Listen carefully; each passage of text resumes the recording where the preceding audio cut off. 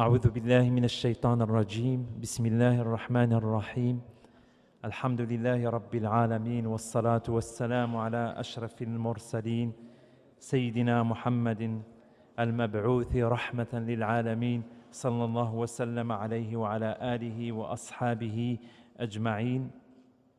اللهم لا علم لنا إلا ما علمتنا إنك أنت العليم الحكيم. اللهم علمنا ما ينفعنا وانفعنا بما علمتنا وزدنا علما. اللهم برحمتك أدخلنا في عبادك الصالحين. تقبل الله صيامكم وقيامكم، والحمد لله الذي بلغنا هذا الشهر المبارك، شهر الرحمات والنفحات الربانية. والحمد لله الذي يعيننا على حضور التراويح والقيام. وكان لنا موعد يوم أمس مع سورة نور. Donc hier on avait rendez-vous avec la récitation de Surat Nour, la lumière. C'était le Hizb 36, كان الحزب رقم 36. هذا الحزب أكثره من سورة النور وفيه بداية من سورة الفرقان, le discernement. Donc ce hizb est constitué en grande partie de la fin, enfin presque la totalité de la sourate la lumière et le début de la sourate al-Furqan. Alors أقوله لأن تسلسل الصور في القرآن توقيفي من عند الرسول صلى الله عليه وسلم، يعني وحيا. النور الفرقان، دائما هناك علاقة في التسلسل بين الآيات. الفرقان وهو الذي يجعلنا نفرق بين الحق والباطل، بين الخير والشر. Donc l'enchaînement des sourates dans le Coran n'est pas fortuit. Il a été révélé par Allah subhanahu wa ta'ala à son prophète sallallahu alayhi wa sallam, et vous remarquerez toujours un lien dans l'enchaînement des sourates. Et là, la lumière et le discernement. Grâce à la lumière, on peut aussi discerner entre le bien et le mal, entre la vérité et le mensonge, etc. Sourate Nour, هل هي مدنية أم مكية؟ Est-ce que c'est une sourate qui a été révélée à Mecca ou à Médine?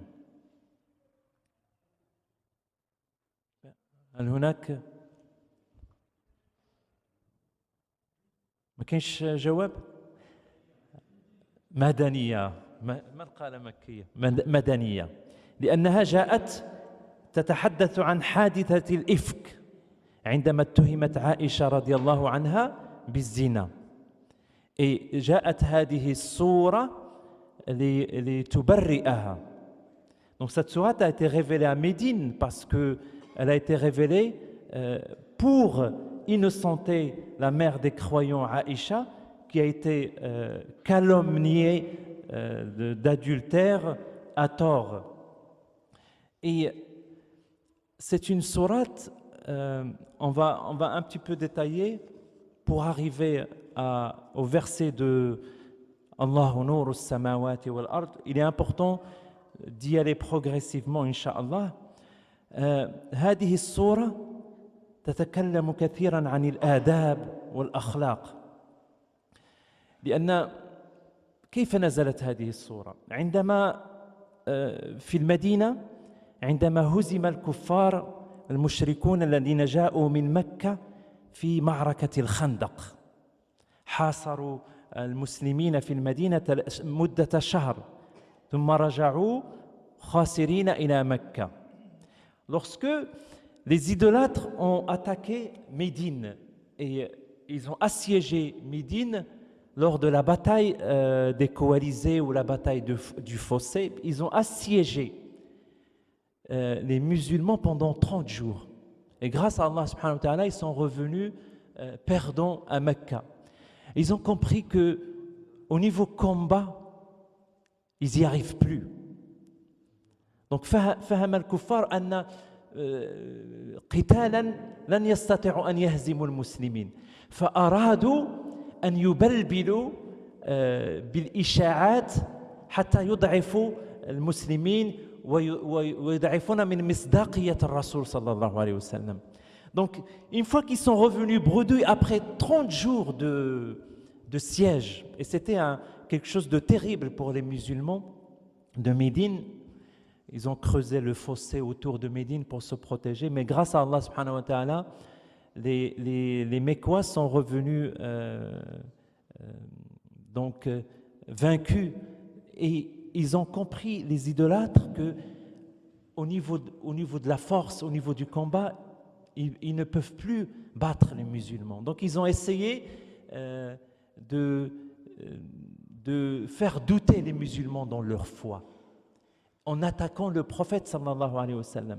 Tout d'abord, est-ce qu'il y en a qui ne comprennent que l'arabe? هل هناك من يفهم فقط العربية؟ Hein? Alhamdulillah. Peut-être, d'accord, on va essayer. إذن ماذا فعلوا؟ عندما تزوج الرسول صلى الله عليه وسلم بزينب بنت عمته زوجة زيد بن حارثة. زيد بن حارثة طلقها، كان هو مولى الرسول صلى الله عليه وسلم، وكان قبل أن ينزل الوحي كان يسميه ولده. ونزلت سورة الأحزاب وفرقت بين التبني، يعني منعت التبني في الإسلام.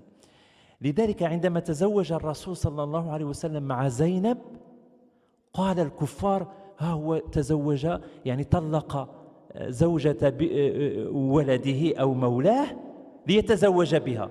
كانت هذه أول إشاعة.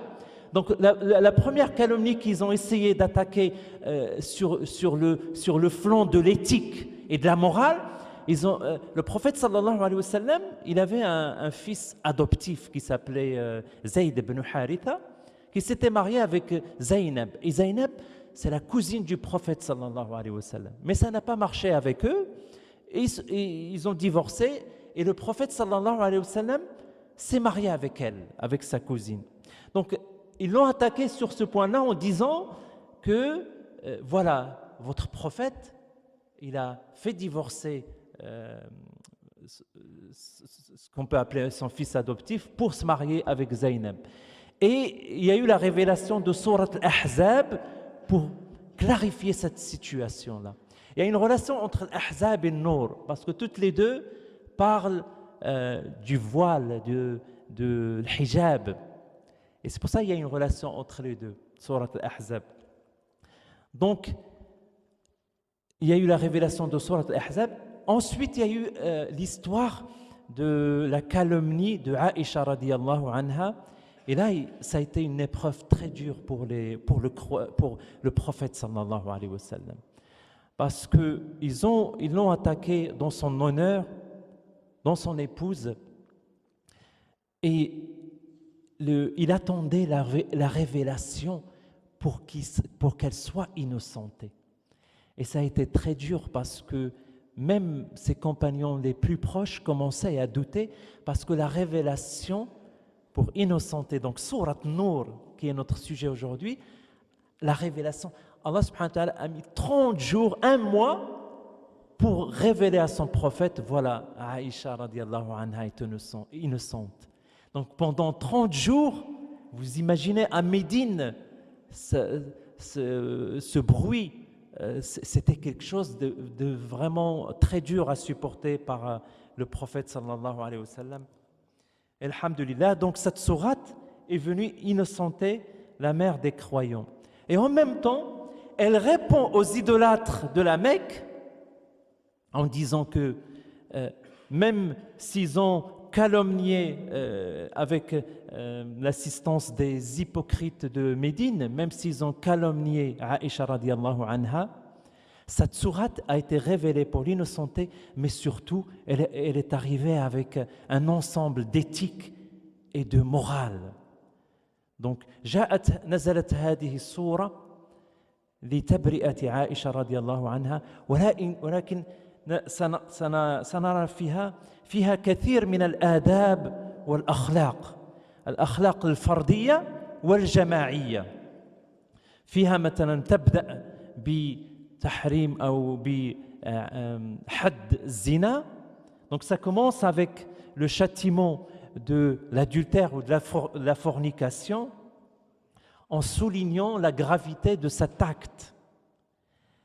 Ensuite, Allah subhanahu wa ta'ala dans le verset 23 parle de ceux qui calomnient les croyantes. Ce qui leur attend, c'est la malédiction d'Allah subhanahu wa ta'ala et le châtiment. إن الذين يرمون المحصنات الغافلات المؤمنات لعنوا في الدنيا والآخرة ولهم عذاب عظيم. Ceux qui lancent des calomnies contre les femmes vertueuses, innocentes et croyantes seront maudits en ce monde et dans l'autre où un châtiment terrible les attend. Et comme ça parle de la fornication, Allah subhanahu wa ta'ala dans le verset 21 nous dit Ya ayyuhalladhina amanu la tattabi'u khutuwati shaytan wa man yattabi' khutuwati shaytan fa innahu ya'muru bil fahsha'i wal munkar. Ô vous qui croyez, ne suivez pas les traces de Shaitan. Avant la fornication, il y a toujours le regard. Et c'est pour ça qu'arrive le regard avant, le regard après. Ô vous qui croyez, ne suivez pas les traces de Shaitan, car quiconque suit les traces de Shaitan, celui-ci ne manquera pas de l'entraîner vers la turpitude et le vice. Et il y a un verset juste après, هناك آية عظيمة ولولا فضل الله عليكم ورحمته ما زكى منكم من أحد أبدا. Or, sans la grâce d'Allah envers vous et sa miséricorde, nul d'entre vous n'atteindrait jamais l'état de pureté. Allah purifie qui il veut, car Allah entend tout et sait tout. Pourquoi? لأن نستطيع أن نسمي هذه السورة سورة التزكية. C'est une sourate qui parle de purification, qui parle de morale. Et c'est pour ça qu'Allah nous demande de détourner le regard de ce qui ne plaît pas à Allah. قل للمؤمنين يغضوا من أبصارهم ويحفظوا فروجهم ذلك أزكى لهم إن الله خبير بما يصنعون.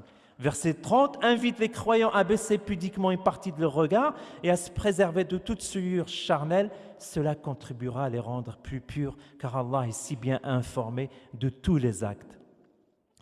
Et Allah subhanahu wa ta'ala dans ce verset, comme dans l'Ahzab, dans Surat Al-Ahzab aussi, verset 31, invite également les croyantes à baisser pudiquement une partie de leur regard, à préserver leur vertu, à ne faire paraître de leur charme que ceux qui ne peuvent être cachés, à rabattre leur voile sur leur poitrine, à ne montrer leurs atouts qu'à leurs époux, leurs pères, leurs beaux-pères, etc. Il y a toute une liste. وَقُلْ لِلْمُؤْمِنَاتِ يَغْضُضْنَ مِنْ أَبْصَارِهِنَّ وَيَحْفَظْنَ فُرُوجَهُنَّ وَلَا يُبْدِينَ زِينَتَهُنَّ إِلَّا مَا ظَهَرَ مِنْهَا وَلْيَضْرِبْنَ بِخُمُورِهِنَّ على جيوبهن ولا يبدين زينتهن إلا لبعولتهن أو آبائهن إلى آخر الآية. Il y a aussi des règles, comment se comporter à l'intérieur d'une maison, comment demander, quand est-ce qu'il faut demander autorisation avant d'entrer dans la chambre des parents, dans la chambre des adultes. On ne va pas détailler tout ça. Il y a des règles de comportement en compagnie du messager sallallahu alayhi wa sallam. Donc c'est une sourate du début jusqu'à la fin, elle parle d'éthique. تتكلم عن الآداب والأخلاق الأخلاق الفردية والأخلاق الجماعية. لماذا قلت التزكية؟ لأن وهنا عندما كنا فعلنا دروس التزكية كنا تكلمنا عن الله سبحانه وتعالى يقذف نوره في قلوب المؤمنين ولكي يتقبل ويستقبل القلب أو النفس البشرية هذا النور يجب أن تكون هذه النفس أو هذا القلب فيه شفافية. هناك حديث للرسول صلى الله عليه وسلم. Donc, pourquoi j'ai fait cette introduction sur la purification de l'âme, l'éthique, la morale? Parce que la lumière d'Allah, cette sourate de la lumière, il est question de lumière. Et la lumière d'Allah, pour qu'elle pénètre le cœur ou l'âme des croyants, Ce cœur-là ou cette nafs, elle doit être transparente. Elle doit ce réceptacle, il doit accepter cette lumière, la faire pénétrer. Rasul sallallahu alayhi wa sallam, il nous a dit ce hadith qui va nous indiquer إن المؤمن إذا أذنب كانت نكتة سوداء في قلبه فإذا تاب ونزع واستعتب صقل قلبه وإن زادت حتى يغلف قلبه فذلك الران الذي قال الله تعالى كلا بل ران على قلوبهم ما كانوا يكسبون. Certes, quand un croyant commet un péché, il se forme un point noir sur son cœur. Lorsqu'il fait le repentir, lorsqu'il se repent et qu'il abandonne ce péché et regrette, son cœur se purifie. Mais si au contraire il récidive, ce point s'étend davantage jusqu'à ce que son cœur soit enveloppé. C'est là l'enveloppe qu'Allah a mentionnée par sa parole qui signifie leur cœur. Leurs cœurs ont été enveloppés d'une couche en raison de ce qu'ils faisaient. Donc, les péchés font noircir nos cœurs, font noircir notre âme et l'empêchent de recevoir la lumière d'Allah subhanahu wa ta'ala. Dans le Coran, on trouve une cinquantaine d'occurrences de Nour, la lumière. Et on trouve à peu près 4 ou 5 occurrences du mot Daw, ou Diya, qui est la lumière que l'on voit, avec laquelle on voit. Donc, quelle est la différence entre Nour et Daw? ما هو الفرق بين النور والضوء؟ النور في القرآن تقريبا 50 مرة ورد في القرآن كلمة النور. أما كلمة الضوء أو الضياء فوردت 5 مرات. لن نفصل في هذا لأنه الأمر غالبا النور هو ما يساعدنا على كشف الحقائق. La lumière est ce qui nous aide à découvrir la vérité des choses. Même la lumière matérielle qu'on voit, c'est grâce à cette lumière-là que je peux voir que c'est un Coran, que je peux voir sa couleur. Donc, grâce à cette lumière matérielle, ce daw, on peut voir la vérité des choses. Mais on peut aussi découvrir la vérité des choses avec nos sens, avec notre oui. Donc en écoutant, on peut découvrir des vérités, en sentant, en touchant. Donc ça aussi, ces sens-là, c'est de lumière. On peut découvrir la vérité par le raisonnement. Donc la raison ou l'esprit est une lumière. Par l'expérience, quand on fait tajarib, on découvre des vérités. Donc ça aussi, c'est une lumière. La révélation, al-wahi, nour, parce que le wahi nous donne des vérités. On avait fait des cours on avait fait un dars sur la science. Ce que je viens d'énumérer ici, en fait, ce sont les sources du savoir. La première source de savoir pour les musulmans, c'est quoi? Quelle est notre première source de savoir? Avant l'instruction, celle qui prime par rapport à tout. Le wahi, c'est la révélation. Après, il y a les autres sources, le raisonnement, nos sens, on voit, on entend, etc. L'expérience. Il y a aussi une source de savoir qui est le bébé quand il naît, il sait téter, il sait boire, il y a des choses, Allah subhanahu wa ta'ala a mis dans son esprit, c'est ce qu'on appelle la science nécessaire, l'ilm al-daruri. Alors, donc, سميت سورة نور بسبب الآية المركزية التي هي الله نور السماوات والأرض. Donc, cette sourate a été appelée la sourate de la lumière grâce à ce verset central qui est أعوذ بالله من الشيطان الرجيم الله نور السماوات والأرض مثل نوره كمشكاة فيها مصباح المصباح في زجاجة الزجاجة كأنها كوكب دري يوقد من شجرة مباركة زيتونة لا شرقية ولا غربية يكاد زيتها يضيء ولو لم تمسسه نار نور على نور يهدي الله لنوره من يشاء ويضرب الله الأمثال للناس والله بكل شيء عليم. Allah est la lumière des cieux et de la terre. Sa lumière est semblable à une niche où se trouve une lampe. La lampe est dans un récipient de cristal et celui-ci ressemble à un astre de grand éclat. Son combustible vient d'un arbre béni, un olivier, ni oriental ni occidental, dont l'huile, donc le combustible, dont l'huile semble éclairer sans même que le feu la touche. Lumière sur lumière, Allah guide vers sa lumière qui il veut.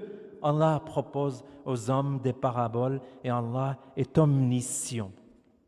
Il est important de savoir الآية التي بعد هذه الآية في بيوت أذن الله أن ترفع ويذكر فيه اسمه.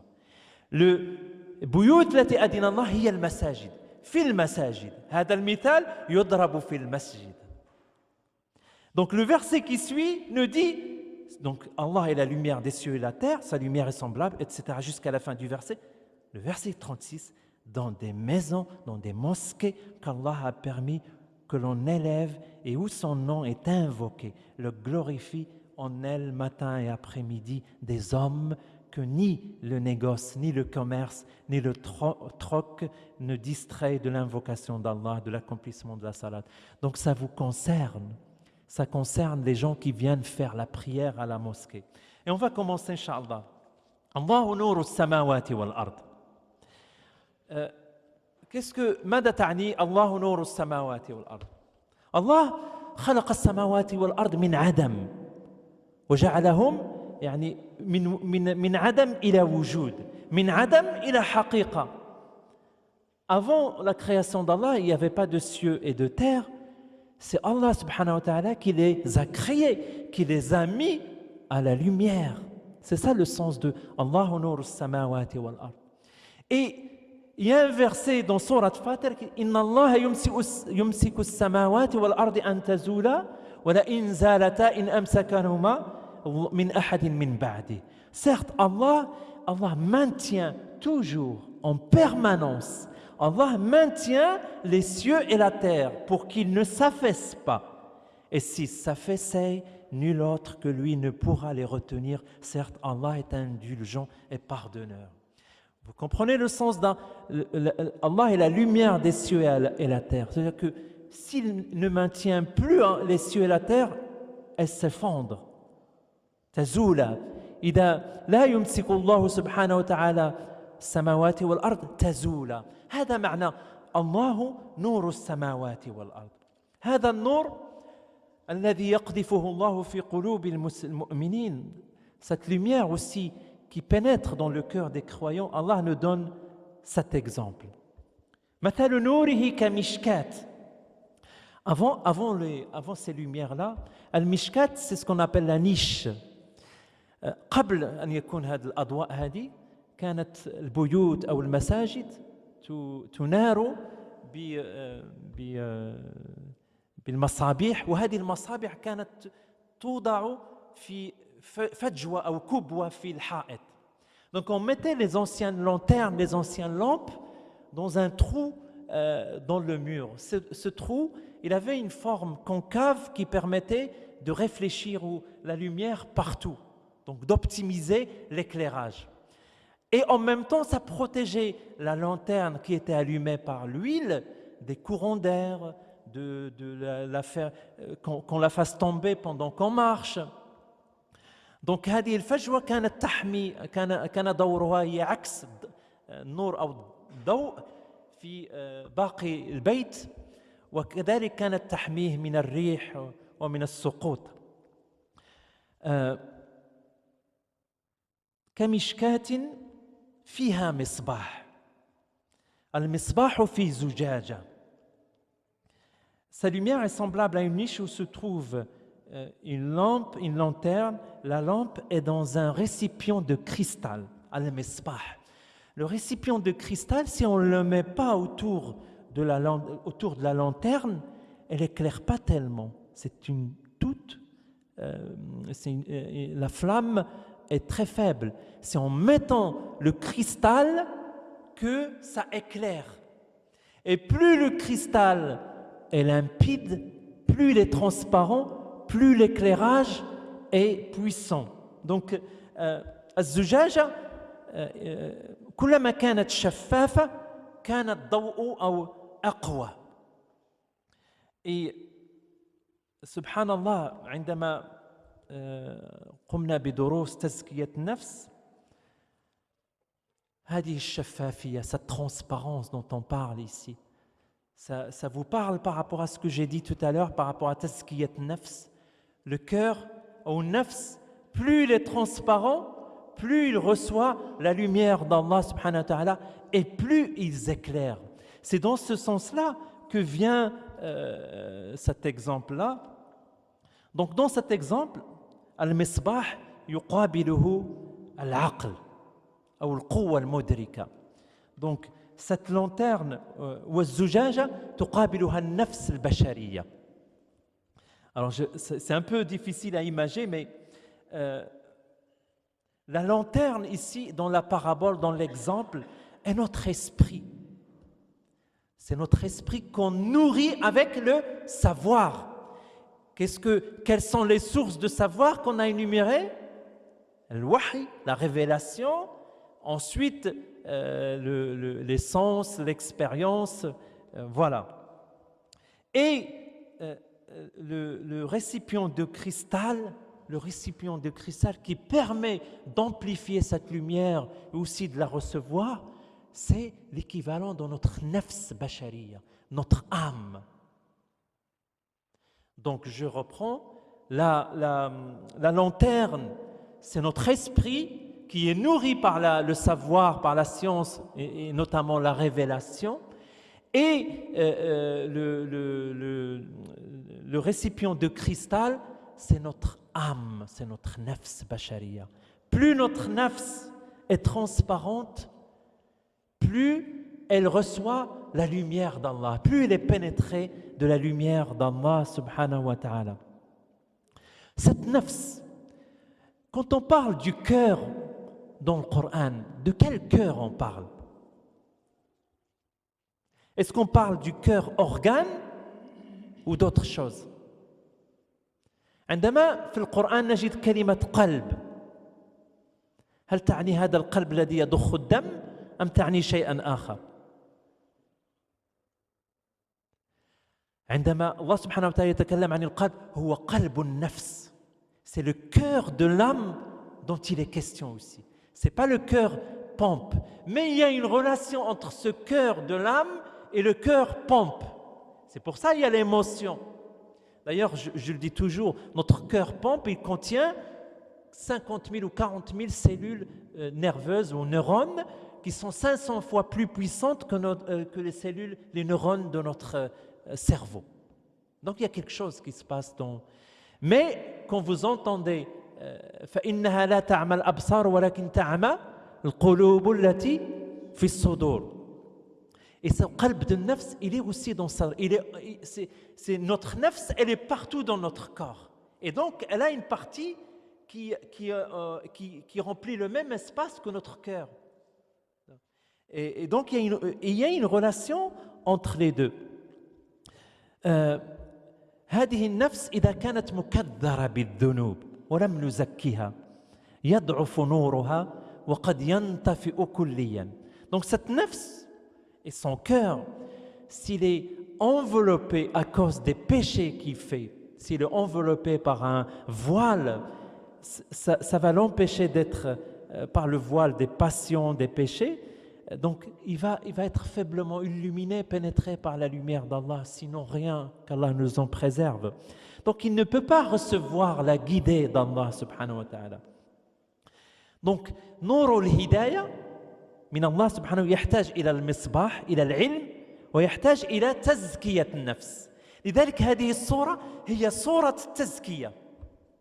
Donc pour être guidé, recevoir la guidée d'Allah subhanahu wa ta'ala, il faut le savoir, la science pour nourrir notre esprit, mais aussi la purification de notre nafs. Dans ce cas, qu'est-ce qui se passe? Dans ce cas, dans ces conditions, le résultat, celui-ci ressemble à un astre brillant. Al-kawkab fihi ma'na al-jam'. Kawkab, un astre veut dire qu'il y a beaucoup de lumière dedans. Durri vient ça veut dire qu'il donne des résultats ou des lumières en permanence. C'est ça le sens de ces mots-là. سبحانه وتعالى يقول إن تتقوا الله يجعل لكم فرقانا.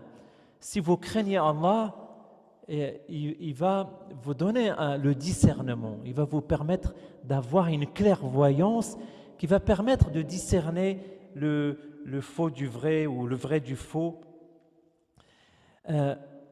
يوقد من شجرة مباركة زيتونة لا شرقية ولا غربية. Le combustible de cette lanterne, c'est quoi? Vient d'un arbre béni, un olivier, ni oriental ni occidental. Les fermiers vont s'y connaître, qui s'y connaissent en olivier vont comprendre. L'olivier est un arbre béni. L'olivier, plus il reçoit de lumière, de soleil, plus son huile est de qualité et plus elle est brillante. La sharqiyatin wa la gharbiya. Si l'olivier est planté sur le flanc oriental d'une colline, il ne reçoit la lumière que le matin. S'il est planté sur le flanc occidental de la colline, il reçoit la lumière que l'après-midi. Mais s'il est planté sur le flanc qui donne au soleil toute la journée, là il reçoit le maximum de lumière. Et c'est pour ça qu'Allah subhanahu wa ta'ala nous donne une indication ici pour dire que l'huile d'olive, pour qu'elle soit de bonne qualité, il faut que l'ensoleillement soit maximal. Et donc ça, c'est un indice sur comment planter les oliviers et où les planter. زيتونة لا شرقية ولا غربية يوقد من شجرة مباركة. الشجرة فيها معنى النمو والتفرع. Donc le mot arbre qu'Allah a utilisé dans cet exemple-là, dans cette parabole, dans la langue arabe, فيه التشاجر, la ramification et la croissance, النمو. Donc ça veut dire que c'est la ramification et la croissance de la science, du savoir, dont la source principale est la révélation, subhanahu wa ta'ala. Shajaratin mubaraka, un arbre béni. Le mot béni, le baraka, mubaraka, qu'est-ce que ça veut dire dans le Coran?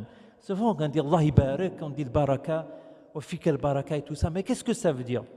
En arabe, ça veut dire al-khayriya al-thabita. Quelque chose de béni, ça veut dire que c'est quelque chose de bénéfique, mais en permanence. Contrairement à, par exemple, qu'on peut avoir l'aradi al-muqaddasa. L'aradi al-muqaddasa ou l'aradi al-mubaraka, il y a une différence entre les deux. L'aradi al-muqaddasa, قد يكون فيها بعض المرات ليس دائما الخير، ولكن الأراضي المباركة في الخيرية فيها ثابتة. إذن الشجرة في مثلنا هذا, donc l'arbre ici, et la science, et notamment le wahi, la révélation, et tout la science ou le savoir qui vient de l'wahy, c'est le plus important. Alors, la phrase qui suit derrière, c'est une phrase aussi qui est Allah subhanahu wa ta'ala dit yakadu zaytuha yudhi'u walau lam tamsashu nar. ماذا يريد الله أن يقول بهذه الآية. Allah subhanahu wa ta'ala ensuite nous dit de cette lanterne dont le combustible est une huile d'un arbre béni, ni oriental ni occidental. Ça veut dire que c'est déjà le combustible, déjà il est très transparent. Et la qualité de l'huile, on la reconnaît par sa transparence. Allah nous dit, et dans l'arbre, dans l'huile de cet arbre semble éclairer sans même que le feu la touche. Qu'est-ce que ça veut dire cela? C'est une indication importante pour les gens qui viennent à la mosquée, pour les croyants et les croyantes. يعني إذا اتبعنا فقط الوحي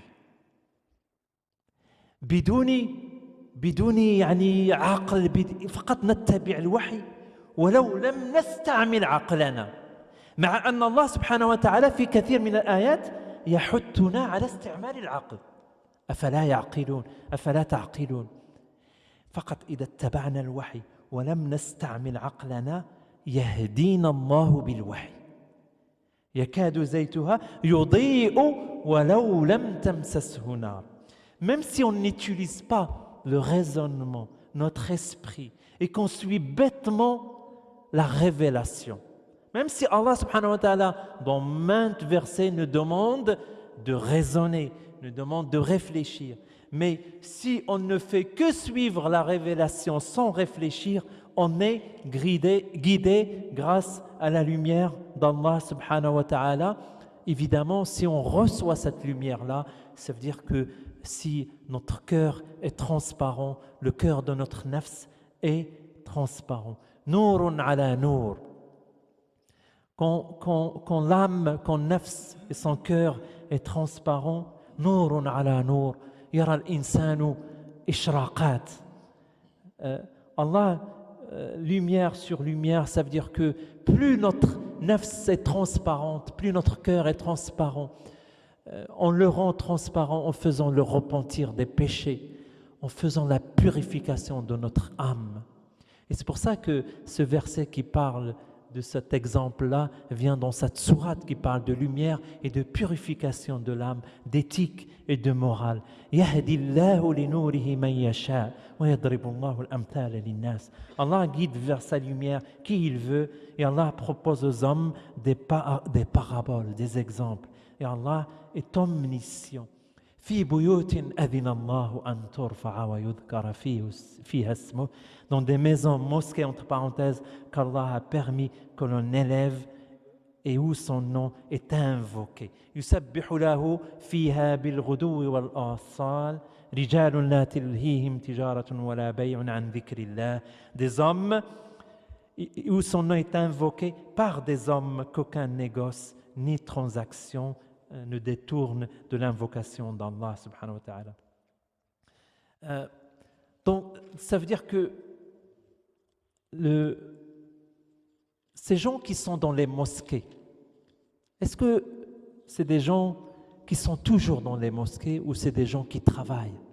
Ils viennent dans les mosquées pour se charger spirituellement. Est-ce qu'il faut rester tout le temps dans la mosquée? Qu'est-ce qu'il a dit?